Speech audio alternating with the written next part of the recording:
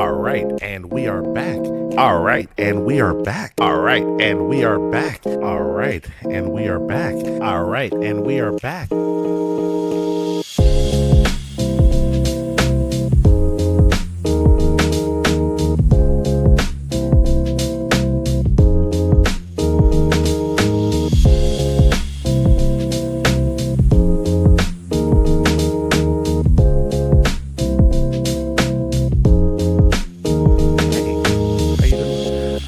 Welcome.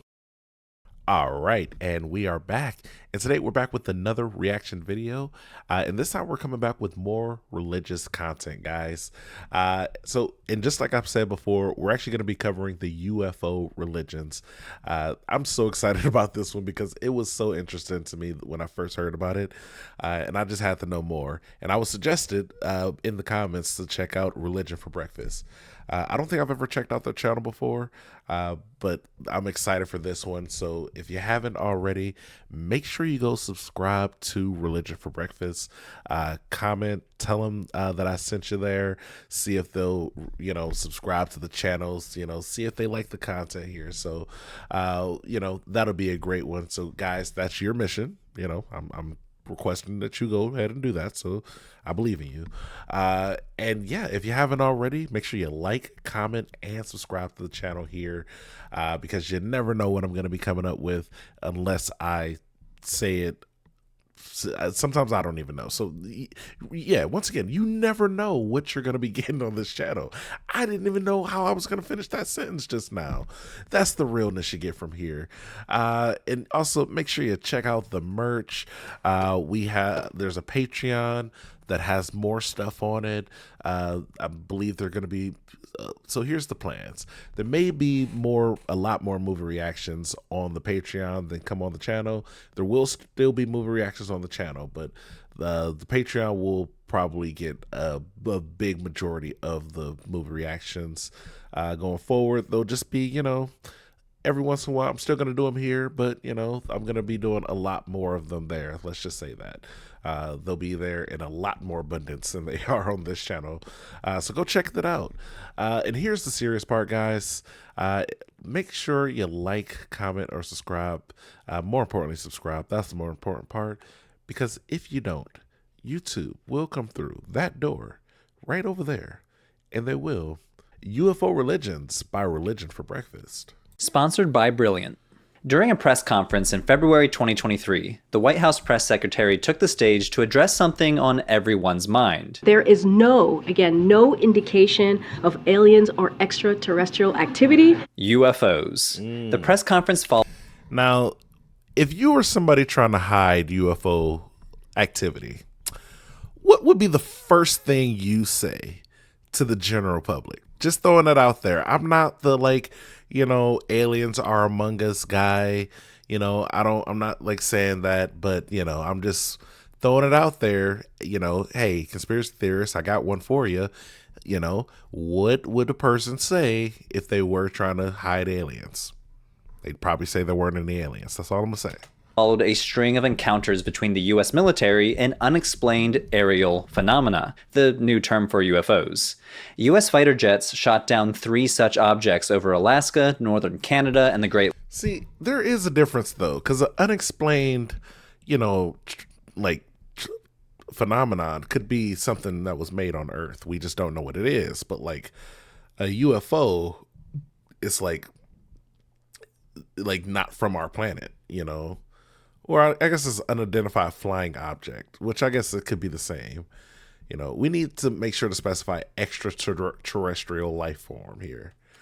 That's the part. That's the part. That's the most important part. The not from this earth is the most important part here. Lakes in the previous week alone, prompting the White House to assure the American people that there's no indication of aliens or extraterrestrial activity. And this was only a few months after the U.S. congressional hearings on UFOs. In May 2022, public hearings were held about UFO sightings, featuring testimony from top military officials on hundreds of reported incidents. This caused a huge spike in public interest in UFOs and aliens. Just to give you a sense of how big this surge was, here's a graph for the views on my one and only video about extraterrestrial life and religion. I published this video years ago in 2016. The views had basically plateaued, but that spike right here, that's May 2022. And while some of these aerial phenomena have been explained as optical illusions, foreign spy drones, or airborne trash, for many UFO believers, the hearings vindicated their beliefs that UFOs were real, intelligent extraterrestrial life exists, and the government had kept the evidence secret. Now, Yeah, so here's another thing against the conspiracy theorists. I hate to throw you guys under the bus again.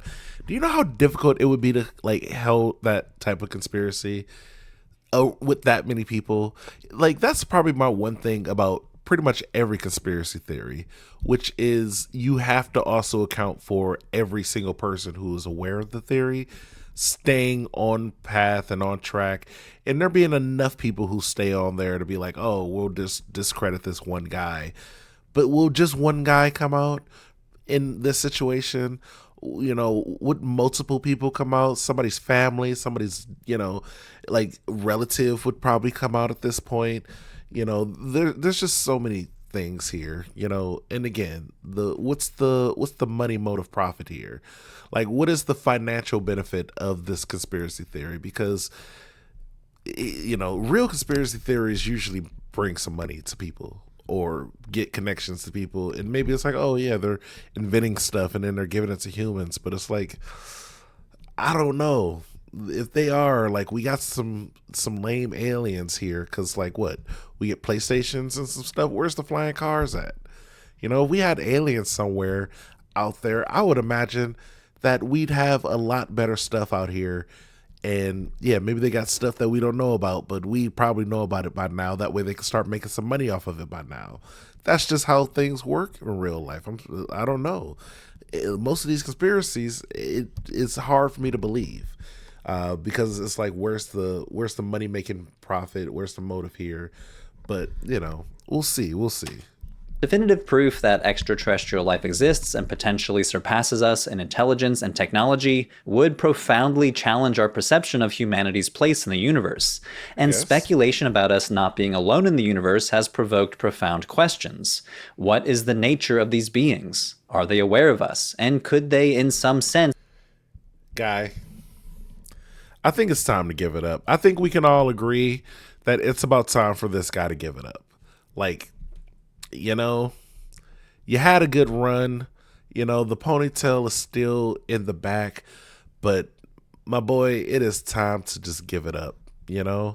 That time comes for all of us at some point. We all, some people start to lose it a little bit earlier than others, but when you get to this point, man, it's it's these hairs especially.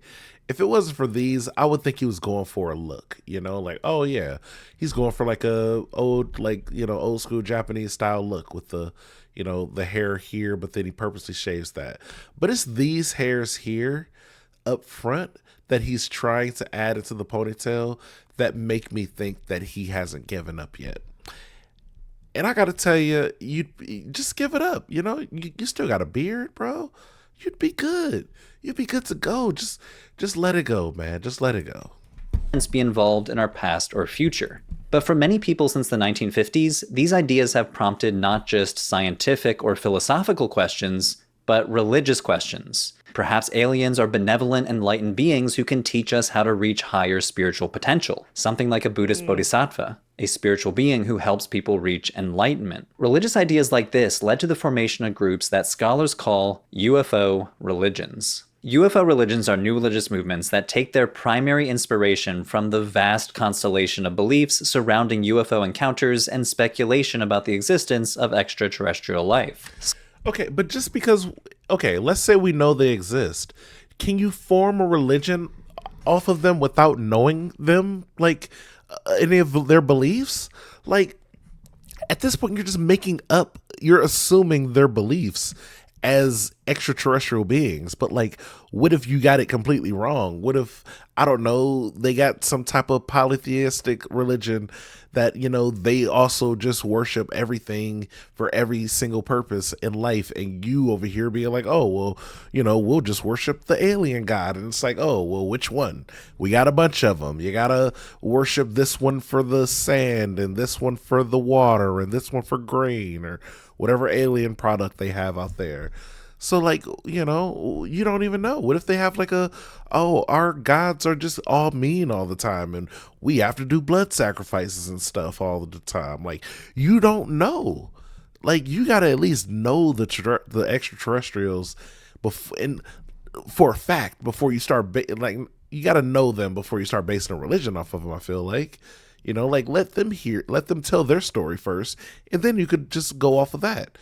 But you're just making stuff up at this point, and that's how I feel. But let's figure out what they're saying here. Scholars of religion generally take a broad definition of what counts as a UFO religion. These are movements that may have founders or members claiming to have had direct experience with UFOs, interstellar vessels, extraterrestrial life, visits to other planets, and similar characteristics. And as religions, these movements also incorporate elements that we see in other religions, such as divine revelation, personal enlightenment, mythology, and end times prophecies. But these elements are embedded within the UFO belief complex. So, for example, while in most religions the phrase divine intervention refers to a god intervening on humanity's behalf, in a UFO religion, the divinity would be an advanced alien species. Thus, UFO religions represent an intersection of religion, science fiction, and cultural responses to the advance of science and technology. A classic example of a UFO religion kind of feels like this is a heavy on the science fiction part of it, because again,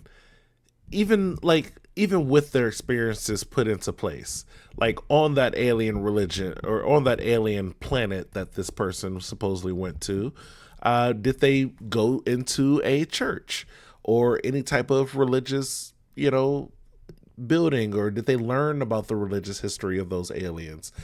I don't think getting into the ship is enough for the other person to use as an example. At least it's not enough for me, because it's like, okay, you get into a Catholic person car. Do you know everything about Catholicism at that point? I don't think you do. I mean, even if, yeah, I don't think you do. I don't think they just brought him up on a ship and was like, yo, this is our religion. They probably brought him up to the ship, and in his story, I don't know, he might have got probed, or, you know, they probably like did experiments on him or something. But like, you know, I don't think that's how that works. You know, I don't think if you go back in time, it's like, oh man, look at what those, you know, those scientists who also were probably Christians would do to those random people. Insert your group here. And yeah, I don't think they'd be like, yeah, we know everything about their religion now because they did experiments on us. I don't think that's how that works. So you got to have more than that. Again, have a conversation with an alien. I want somebody to be like, yo, I met an alien preacher. He told me about this. This is their religion here. And then I'd be like, you know what? I want to learn more about that. I would still want to know more about that. I probably wouldn't just like switch automatically. You know, just because they're aliens don't mean that like, okay, I got to switch my religion for them. Like, I think it'll be a good learning experience to learn about their religion. But again, I would probably want to hear it from an alien, you know, somebody within the alien culture, not just a person. Because what if you don't even, what if you don't hear it right? What if he told you about it and you explain it wrong to me? That's why I want somebody who knows about it to explain it. Is Raelianism. Now, we'll study this more fully in a separate video, but briefly, Raelianism is a UFO religion founded in the 1970s by a Frenchman named Claude Vorilhon, a former journalist who later took the name Rael. He claimed that he had Oh yeah, guys. This goes to my previous point. Look at this. This was him when he was young. This is what he's doing now. Guys, learn when to give it up. You know, you see what he's trying to do with it now, but it's like, bro, you're living in these days. You're still living in these days with it. Come back to our current time, man.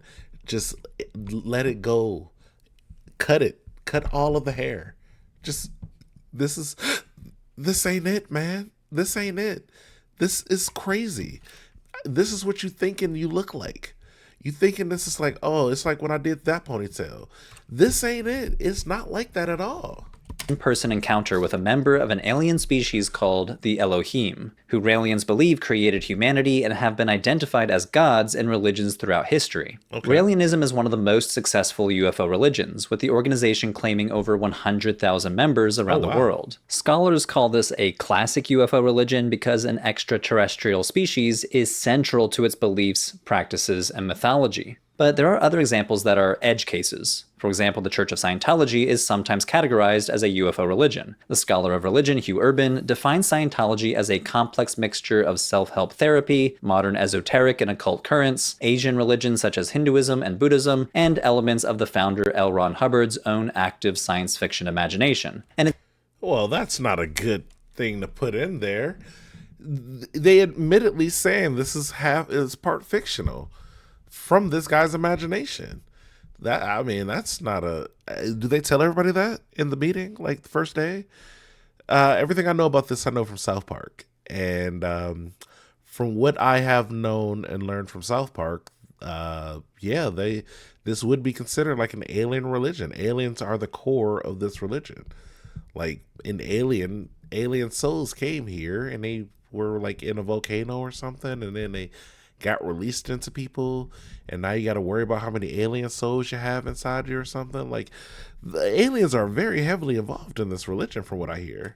And elements of the founder L. Ron Hubbard's own active science fiction imagination. And it's that last element that earns it a spot as a UFO religion for some scholars. Even though daily practice doesn't involve UFOs, history and cosmology as it's understood by Scientologists involves extraterrestrial life and an interstellar war, as described in the writings of L. Ron Hubbard. There are many other examples we could mention, and they all deserve their own video, but here are a few examples. First, we have the Ethereal Society, a UFO religion founded in London in the 1950s by George King. King was a taxi driver who claimed to have been contacted by an extraterrestrial entity known as Etherius, who designated him as the voice of interplanetary parliament. Didn't you have a communication with Mars or something like that? I have had frequent communications with Mars and Venus, yes.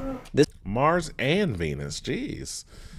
Why both? They're very far away from each other. They're both kind of far from Earth, but they're even further away from each other. Like, what's going on here? This event marked the beginning of King's career as a medium for several extraterrestrial entities that he called cosmic masters. I am known as Ethereus. Members of the Ethereal Society believe that religious figures like Jesus and the Buddha are cosmic masters. Another example is the but wasn't Jesus like notoriously born on Earth? Like we heard about his birth, unless you're saying like he was impregnated by an alien and not like, oh, he's the son of God. He's just like the son of an alien, if that's what you're implying, which would make him half alien. But, I guess that's an interesting theory there.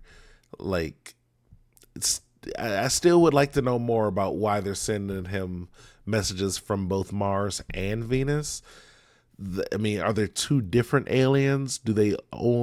Have they conquered both planets? Why did they miss Earth? It just feels like if an alien planet or alien society were to come here, like hiding it feels weird, Like, why even hide it? What's the profit? What is the motive behind having aliens but then not showing aliens? Like, do they think people would like, oh, their minds would be too blown, they're not ready for this? But like, I don't think you understand how little like that would affect. It would affect society massively, but not in like the we're all gonna collapse type of way. It's more just like, oh well, it's like when we get a new president, it's really not gonna affect your day to day unless it does affect your day to day. But for a lot of people, it's not, it's gonna be like, oh yeah, there's new people around. Oh, we got some new shows. Oh, we got some new technology here. Cars are better. Planes are better. We may have alien president now, or overlord, whatever you say. Either way, it's just like, all right, if they're gonna take over, they're gonna take over. We're not gonna stop them. Like, I don't think it's gonna be like in the movies. I don't think they're gonna come over here and be like, oh yeah, let's just take out everybody. They're probably gonna be like, oh yeah, let's start using this for our purposes and you know, I don't know. I just don't feel like it'd be that crazy. It'd probably be more like the show Futurama than, War of the Worlds. I'll say that. Unarius Academy of Science, an organization founded in 1954 by Ernest Norman and his wife Ruth Norman, a channeler who took the name Uriel. The Unarius Academy teaches a cosmology that blends reincarnation, psychological and spiritual healing, and the existence of advanced alien civilizations. According to Unarian belief, benevolent extraterrestrials called Space Brothers are waiting to help humanity achieve a new age of enlightenment and technological progress. More broadly, some scholars have interpreted UFO beliefs and experiences as a form of religiosity in and of itself. Even if a person doesn't formally affiliate with a UFO religious movement, many people speak of UFO encounters as deeply transformative and meaningful experiences that we can perhaps compare to the born-again experience of an evangelical Christian. In the words, well, I mean, I feel like an experience such as like meeting another life form in general would be like almost like a religious experience. Like, there's just some things you see in life that, without religion involved, they're mesmerizing to see. It's not the same, but for example, the first time I went to Niagara Falls, like seeing like the Canadian side of it, like as a kid, it was so incredible. It felt like I wasn't actually seeing it. Like we went on the Maid of the Mist. If you're Canadian, shout outs to you. Shout outs to all my Canadians out there. But going on the Maid of the Mist for the first time at like 11 or 12 or something like that, it is such an incredible experience. It feels like, oh, this is like what movies are like. It was a sunny day. There were like birds going over the place. It was incredible. So incredible. But, I feel like that'll be what it's like to see another, like an alien. Because it's like, oh, I never thought I would imagine this. And then they're here. This is incredible. Like, I don't think I'd worship them, though. To the scholar Michael Ashcraft, UFO experiences share the same emotional and cognitive terrain conventionally called religious. As with all religions, UFO religions emerge out of specific historical and cultural contexts, in this case, the 1950s. For example, two of the earliest UFO religions, the Unarius Academy of Science and the Aetherius Society, were founded in... Okay, see, here's my thing. Two of the earliest UFO religions, the Unarius... Do you have to be dressed like this? Like, to celebrate the religion, do you have to dress like this? But, then again, popes do dress like popes, so I'm not going to be too harsh on it. The Academy of Science and the Aetherius Society were founded in 1954 and 55 respectively. And what was happening during that time? War. The Cold War. UFO religions were one result of the huge cultural shifts that occurred in the mid-20th century. Anxieties around nuclear energy and weapons, the flourishing of science fiction media, and advances in space travel technology and astronomy all fueled an explosion in new religious movements, all revolving around interstellar travel and intelligent alien life. Interest in UFOs really took off in 1947 when the American pilot Kenneth Arnold said that he saw several disc-shaped objects flying near Mount Rainier in Washington state. This is the origin of the famous flying saucer motif, and it started a revolution. Claims of Hey, that got started in America? No wonder. UFO sightings and even encounters with advanced alien life skyrocketed during the 1950s and 60s. And alongside this increased interest in UFOs came an increased religious interest in UFOs. Some of the people who claimed to have UFO experiences spoke about their experiences in religious terms, and religious movements quickly started to emerge. Now, even though UFO religions are generally seen as emerging during the Cold War, they did not appear out of thin air. They draw heavily from earlier ideas as well, especially from Theosophy, a late 19th century religious movement that mixes Western esotericism and occultism with ideas found in Hinduism and Buddhism. You know what? I was when I heard about this one in the previous video, I thought this was an interesting concept. There's some parts of it where I was like, you know what? I can kind of understand where they were going with that. Again, I'm not in full belief in it, but I definitely can see the concept. It's like you can see the early concept of it, and yeah, not bad, not terrible concept there. I don't know how it worked out for them, but not terrible concept. For example, consider the concept of Mahatmas, or Masters of Wisdom, which was introduced by, among others, one of the founders of Theosophy, Helena Blavatsky. According to Theosophical teachings, Mahatmas are spiritually enlightened beings who have evolved beyond the normal human condition. Early UFO religions reinterpreted this idea within a UFO framework. For example, the founder of the Etheria Society, George King, seems to have been influenced by the theosophical idea of Masters of Wisdom when he introduced the idea of extraterrestrials called cosmic masters. But while the theosophical Mahatmas are traditionally thought to reside in Tibet, the spiritually enlightened aliens of UFO religions reside on another planet or in a different dimension. Since scholars started studying UFO religions in the mid-20th century, they started to notice several major themes shared among many of them. First of all, they share a stance toward religion that mingles the spiritual and the scientific.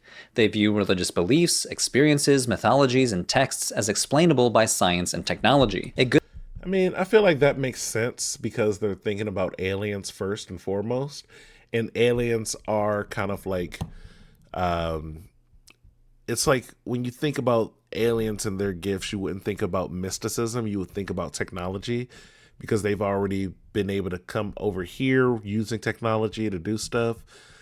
So it feels like you'd probably always incorporate technology. But I think it brings up a good point of like, do those necessarily have anything to do with each other?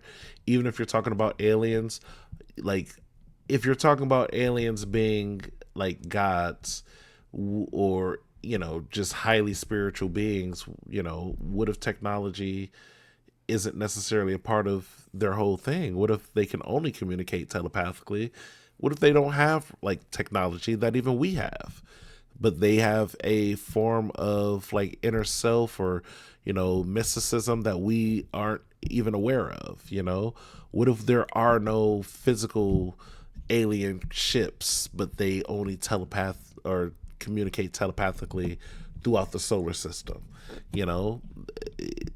I think it's a little bit, I'm not going to say weird, but it's a little bit of an assumption to assume like, oh yeah, because they're aliens, technology has to be involved within their religion, as the common theme. Be different, if you're going to create an alien religion here, don't be like every other alien religion. That's all I'm going to say. Good example would be how some UFO believers interpret the chariot vision in the book of Ezekiel as a spacecraft. Ezekiel chapter 1 says that the prophet saw a great cloud with brightness around it, and fire flashing forth continually. And in the middle of the fire, something like gleaming amber. In the middle of it was something like 4 living creatures. This was their appearance. They were of human form with 4 faces, 4 wings, and sparkling like bronze. Some ufologists interpret this vision as Ezekiel witnessing aliens emerging from a spacecraft, and this is his attempt at describing the encounter with the language and metaphors available to him as an ancient Israelite. The cloud of brightness is some sort of energy field, the flashing fire some sort of retro rockets, and the 4-faced creatures the aliens themselves. Now, the scholar of Jewish studies David Halperin says that the flying object of Ezekiel chapter 1 was by no means an unidentified flying object. It was very much identifiable to any ancient Israelite reading this text. It's the chariot of God, a fiery vehicle befitting a divine king, and the strange creatures are one of several hybrid divine beings mentioned in the Hebrew Bible. But from the framework of Well, that makes sense.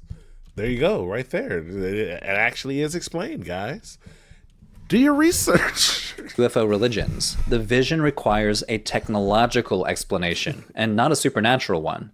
Some scholars call this attitude taking a physicalist perspective, meaning that all things are physical. Now, this framework doesn't necessarily mean aligns with science. In fact, many beliefs found in UFO religions are at odds with the findings of modern scientists. I was going to say, I also just thought about it.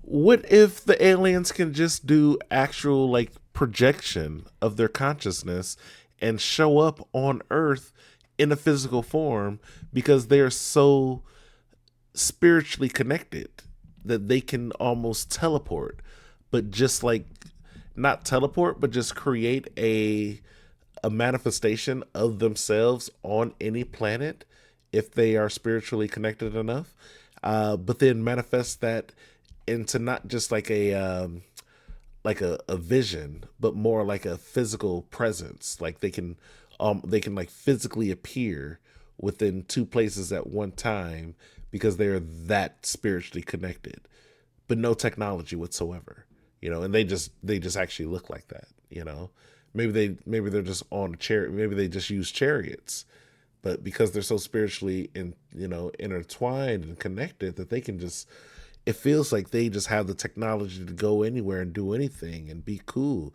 That would also explain why they don't need to worry about, like, is this planet safe for me? Can I breathe here? It don't matter.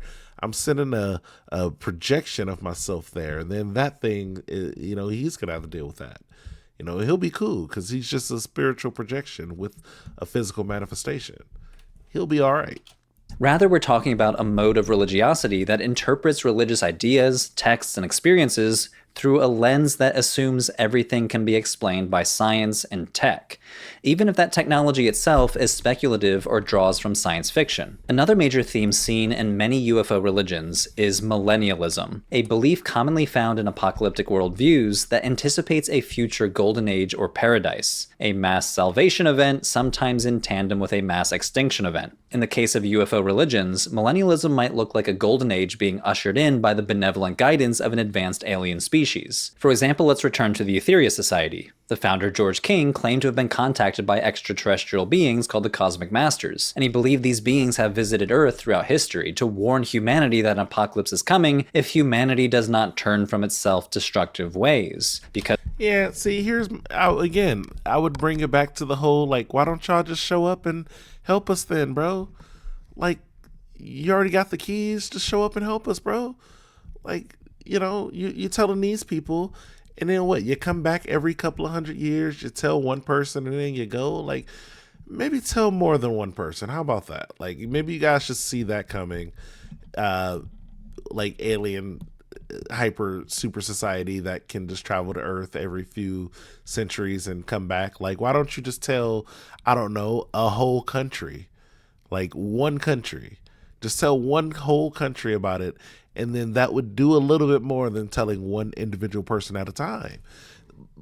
That's just me. It's like, oh yeah, you can dismiss that one guy, but like, if they come down and explain it to one whole country and be like, yeah, this is what we're planning, just appear on everyone's TVs, or, beam up groups of people at a time, like large whole groups. And it's like, you ain't got to do it worldwide. Again, you can find a small country if you want. It ain't got to be the biggest country. It could be like New Zealand or something. Just take the whole country, let everyone know, and then put them all back, and then have them spread it as a country. It'll work out a lot better for you guys. Trust me. Because humanity is aggressive and spiritually immature, we threaten not only our own self-destruction, but the destruction of other alien civilizations. And members of the Etheria Society view themselves as builders of the new age, working to bring about a paradisal future. This millennialism is a direct result of the Cold War. Apocalyptic movements often emerge during times of social and political anxiety, and there are few periods in history more associated with fear and anxiety than the Cold War. Fears about nuclear annihilation led people to yearn for intervention from a powerful, morally superior third party. And guys, hiding under those desks back in the day was not going to do anything for you. I don't know what to tell you. Like, you needed to be in a bunker or a area that can protect you from the radiation as well. Most schools, I would imagine, elementary schools especially, would have been wiped out completely, desk included. Those desks would not have helped you guys. Maybe for a tornado, but again, we're talking about a nuclear explosion. So I'm sorry to tell you this. If you were alive in the 50s and you had to sit around under your desk, you did it for no reason, guys. In this case, an extraterrestrial third party. Another theme we see in UFO religions is mixing elements with pop culture, which some scholars call hyper-real religiosity. UFO religions often draw inspiration from science fiction media, such as The X-Files, Star Trek, and Ancient Aliens, blurring which they draw their inspiration from other places, and sometimes from current religions. So it's kind of like a cycle. It's like a loop. It's a snake eating itself. This is starting to get a little bit silly at points, but I don't want to dismiss anybody who is believing of these alien religions. If you are somebody who believes in this stuff, shout outs to you. Just hearing about it for the first time, this part here, this is a plot hole for me, like, because you're starting to get things from science fiction, and science fiction gets its inspiration from other things. So it's like, All right, you know, this is an interesting one. blurring the lines between religion and entertainment. The influence goes both ways, too, when religious ideology makes its way into science fiction and then makes its way back into UFO religions. Exactly. A good example is the 1951 movie The Day the Earth Stood Still. Truly an artifact of the Cold War, born out of anxiety around nukes. A Jesus Christ-like alien called Klaatu comes to Earth and issues a stark warning to humanity. Live in peace or face judgment. And the threat of aggression by any group, anywhere, can no longer be tolerated. Media like this help to solidify the idea among UFO religions called the sacralization of the extraterrestrial. In other words, the notion that aliens are not only technologically advanced, but also ethically and spiritually advanced. And Yeah, that makes sense. It's like, oh, you don't think they do crime on alien planets? You don't think people get robbed? Like, not even just like straight up heavy crimes like murder. And you don't think they get robbed? You don't think they're just like over here just like, hey, man, more, you don't think they have capitalism or like some type of form of like, leadership that turns into, a whole system of laws and stuff like that other people at some point want to break? It probably happens with aliens just like us. can intervene in humanity to guide us to a better future. Now, there's one UFO religion, arguably the most famous UFO religion that I haven't mentioned yet, Heaven's Gate. The group achieved Hey, I've heard of these guys before. They're not good, right?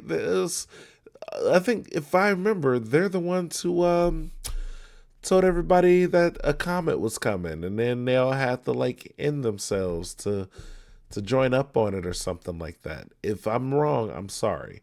But if I'm right, that's wild. That's all I got. That's wild. national notoriety in 1997, when 39 members were found dead in a mansion near San Diego. Yep, this is the one. This is the one. That was wild. The result of a ritualized mass suicide. Founded in the 1970s, Heaven's Gate combined elements of Christianity, particularly ideas of salvation and the apocalypse, with New Age spirituality and belief in extraterrestrials and UFOs. The group believed that they needed to travel aboard a UFO to the next level, a physical place in outer space populated by extraterrestrial beings. Okay. By participating in the Heaven's Gate movement, members believed that they could transform into these next-level beings. By 1997, the group dwindled to only a few dozen members, as hundreds left the group. At the same time, the arrival of a huge comet called Hale-Bopp Comet captured the world's attention. For months, it was easily visible in the night sky, even in light-polluted cities. The remaining members of Heaven's Gate believed that the arrival of Comet Hale-Bopp was the signal that they had been waiting for, indicating that it was time for them to leave Earth. And on the comet's closest approach, on March 22nd, the group began their ritual suicides. This event and the media storm following it left an indelible mark on the public's perception of UFO religions, reinforcing negative stereotypes beyond the notion that they're silly or weird, but specifically dangerous and manipulative. Now, there have been several extreme, violent examples. Now, here's my question, and I'm sure this is why hundreds of members left. If this is a physical place and we have to get there to transform, why would you end your life on Earth to get onto the ship that we have to be to get to a physical place? Does that make sense? Like, if this is a place that we physically have to be, you can't take out your physical form. Like, you can't just go there as a spiritual form. Like, they probably want your physical body there. That way they can do the stuff that needs to be done to complete the ritual. So yeah, and also I guess, is that how you get on the ship? You were like, oh, we just gotta, we gotta be spirits so we can float up there. But do we know spirits can float that high? Is that part of the religion that we know the height limit to spirits? Hey, there's a lot of question marks in here. I literally have 5 more questions at minimum. I wish I could ask someone who knew about this. But if you know a little bit more about this, can you tell me why ending the lives on Earth would have helped them get to the place that they clearly stated was the physical place that they needed to get to? Of new religious movements like this. But the leading scholar of Heaven's Gate, Ben Zeller, argues that while these groups should be studied and should be understood, we shouldn't let these extreme examples derail the serious... I'm not gonna lie to you guys. He looks like an alien religious guy. Like, he looks like he would be an alien religious guy. Good fit. Academic study of UFO religions as a whole. In other words, we shouldn't overlook UFO religions because they seem fringe. In the Handbook of UFO Religions, Zeller argues that the study of them helps us to challenge the lines between so-called mainstream religion and so-called fringe religion. He writes, fundamentally, there's little reason for scholars to accept one set of non-empirical or supernatural claims as more valid than another, or more appropriate for study. Whether these claims involve the mysterious aerial phenomenon associated with the miracle of Fatima in 1917, when a crowd in Fatima, Portugal claims to have witnessed an apparition of the Virgin Mary in the sky, or the equally mysterious claims of people who say they've been abducted by aliens or have seen interstellar vehicles. Rather than labeling the former as an example of mainstream religion and the latter as fringe, Zeller argues that the fundamental mythology of UFO religions tracks with broader religious mythologies and reflect the same concerns that religious mythologies seek to explain. A key Okay, I mean, in that one aspect, I guess is true, but like when you say you had an extraterrestrial experience, that actually brings into like more questions. Like it brings up more questions that you would want to ask that person. And if people have like a religious experience, like I think the first initial thought is, okay, they have that in their head. Like even if you were a prophet and you actually heard a voice, most people wouldn't assume, okay, you actually heard a voice, like that was God. A lot of people would just assume that person is like mentally unstable. But if you say like, okay, I had an actual experience with an alien, a physical being, I physically left this plane of Earth and I was on another place. I spoke with aliens. Then it brings up actual questions of like, okay, what did the aliens look like? What did they say? You know, like where you like, and then if it starts to feel a little bit more like a science fiction type of thing, you're also going to get thrown in that boat of like, okay, this is just crazy madness. And also like we've already been indoctrinated by the other stuff, bro. Like you guys just started this in the 50s. You gotta start indoctrinating more people into alien UFO religions before they're gonna just blindly agree to it without the questions. See, that's the thing. A lot of us, you know, self-included, we're already there. We're already like a lot of the questions that people would have been either answered or, you know, you can just look that up. Like people have already been for thousands of years answering the religious questions. You know, that's why Judaism, they have guys that literally, they just answer think of the religious questions. Hinduism, Islam, Buddhism, Christianity, they all just have fact checkers of people who go through the religion and they just like, what's this really mean here? What's the interpretations we can get out of this? They've done that for like every religion. Alien religions need to do that. Like you gotta, there's 2 steps to this, okay? You gotta, one, get more people to just be born and raised of hearing about the religion. And then you gotta get your guys, like that one set of guys within the UFO religions who just like goes through and picks apart all the whole history of the religion and then makes it make sense for people. You know, you need those guys because all the other big religions, they got that guy. They got some people who just go through it and they're like, oh yeah, you don't understand this? That's a crazy interpretation. Let me make sure that makes sense for everybody. So, you know, you just got to get those guys. Axiom in the study of religion is to render the familiar unfamiliar and the unfamiliar familiar. This means that religious studies invites us to challenge our preconceived notions about a well-known religion and examine them from a new perspective that we might otherwise have overlooked. And on the flip side, the study of religion should challenge our preconceived notions about a lesser-known religion that we might otherwise glamorize, demonize, or dismiss as fringe, bizarre, or dangerous. UFO religions are not a fundamentally different type of religion. They reflect the same sociological phenomena that we see in other religions, such as developing rituals, mythologies, and moral codes that support the formation and cohesion of tight-knit social groups. Like Okay. other religions, many UFO religions also coalesce around charismatic leaders who claim to have unique insight or direct communication with greater-than-human beings. And while for most religions, these greater-than-human beings are gods, spirits, ancestors, or divine beings of a supernatural nature, UFO religions propose the existence of advanced extraterrestrial life. By no means a fringe concept, but for members of UFO religions, these entities serve similar roles to gods or spirits or enlightened beings like bodhisattvas, acting as guides, teachers, or even saviors. In other words, the fact that UFO religions focus on powerful beings that visit humanity and care about humanity's future does not make them unique in the history of religion. As with all religions, UFO religions also emerge from an identifiable historical and political context. In this case, the Cold War, and humanity's response to advancements in science and technology that enabled a greater understanding and interest in life beyond Earth and space travel. It was during this time that we saw the USSR launch the first artificial satellite, Sputnik.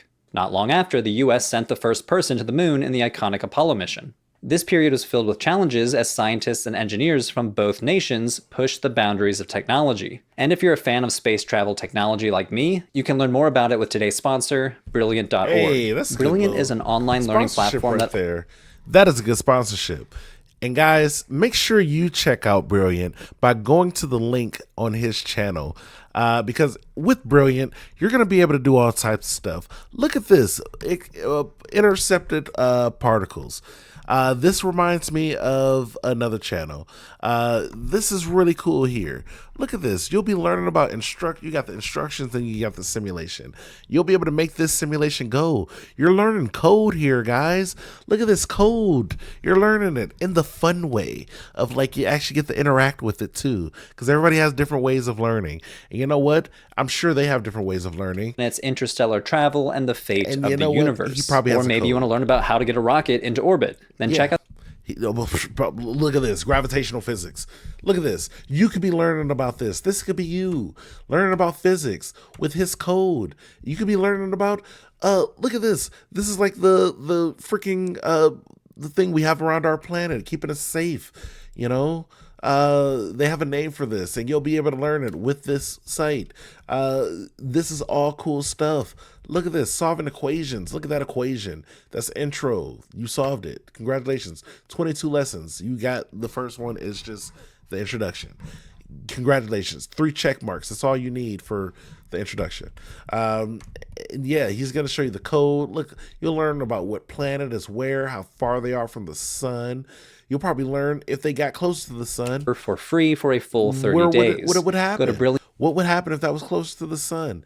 All you got to do is go to brilliant.org / make sure you do the / religion for breakfast. That's the religion, the word for FOR breakfast. That is religion. Is like you're eating religion. It is every morning you wake up, you pray religion for breakfast. There you go. Brilliant.org / religion for breakfast to get a free trial, or click the link in the description below. My God. You're getting a free trial, guys. And you know what? The first 200 subscribers get 20% off. Now, this video is a little bit older, so I don't know if he is personally still running this promo, but go for it anyway. Just try it out. See if they give you an error message or anything. I don't think they will, but you may not be one of the first 200 anymore.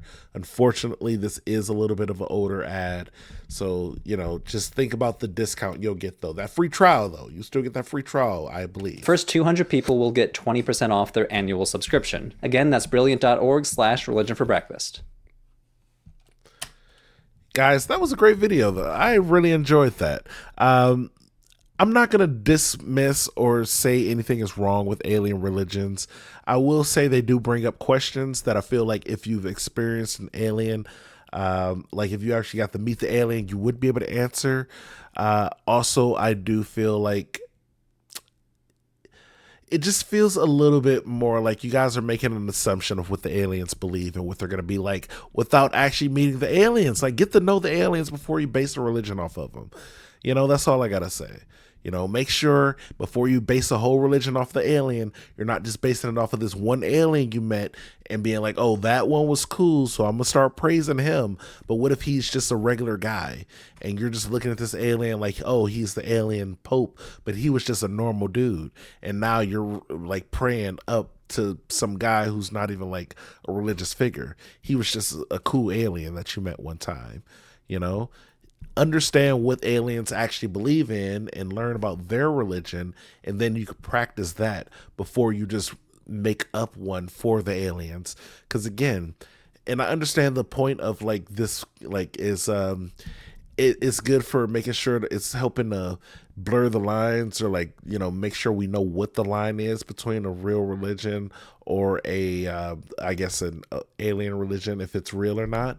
But if you're just gonna say, okay, I made up this, in my head, this came to me. But once you start saying, okay, actual terrestrials came into, like, they actually introduced me to this. Again, I just think that brings up questions that you should be able to actually answer. Don't just come up here and not having answers to these questions, because I'm gonna ask you. And any questions you got about religion, or like any current religion, no matter what it is, most of those do have an answer. You just might not know what it is. I don't know the answer to all the questions, but anytime I do have a question, I throw it in there, and somebody from chat knows it. So the answers are out there. You just may not know them. I'm gonna throw the questions out right now for the alien people. What aliens have you met? What religion do they have? What do they pray with? Do they have any religious items that they use? Do they have temples? What are the full religious practices of each alien race? Because again, if there are aliens, there's probably not just one race. There's probably a bunch of different aliens, which means there's going to be multiple different religious like forms out there. Look how many terrestrial religions we have on Earth right now. We got a lot of religions on Earth. That's just Earth. You go to another planet, I'm sure they probably have more. And then you go to another planet, they probably all have more. So now I got to figure out, okay, what alien species do I, go with? And then what is their specific alien species specific religion? Does that, go along with, my ideals? Because again, you also don't know what type of God that they believe in. Is it polytheistic? Is it monotheistic? Is it one of those, I gotta do blood sacrifices? Can I not eat pork? Like, what are the full details of this? Do I just have to stay away from alien food? Because I'm doing a good job of that now. Like, oh, you can't eat an alien pig, but you can eat an earth pig. Well, it's like, well, good for me. I only have earth pigs available. So like I'm going to be pretty good in this alien heaven here. But, I got to make sure to know about it first. What if I'm currently following all the rules and practices of an alien religion and I didn't even know it? What if I'm on here like, man, I'm making my way up into alien heaven, completely miss out on earth and Christian heaven and all that stuff, Crazy. But yeah, guys, if you made it this far, I hope you enjoyed that little bit of a rant there. As always, thank you. I love you. Bye.